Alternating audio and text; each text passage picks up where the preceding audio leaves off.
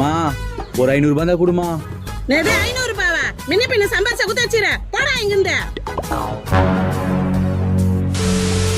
மாமா ஏன் மாமா என்கிட்ட காசு கேட்ட? பசங்க லியோ படத்துக்கு போறாங்க அதான் கேட்டேன். நான் உனக்கு 1000 ரூபாய் தரேன். நான் சொல்றது சரியா? நீ போய் சொல்லுவ. ஏமா சத்தியமா 1000 ரூபாய் தரேன். 1000 ரூபாய் என்ன செய்யணும்? இந்த மிளகாவை சாப்பிடணும். மிளகாவா? ஏய் மிளகா சாப்பிட்டா இந்த 1000 ரூபாய் எனக்கு தானே. ஏமா சத்தியமா உனக்குதான். சரி சாப்பிடுறேன்.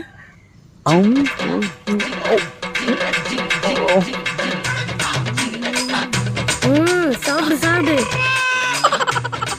டேய் மோதி காசு குத்தாளா? ஆமாமா. சீட்டு காசு கட்டதான் குத்தேன். எதுமே கட்டிட்டு வா.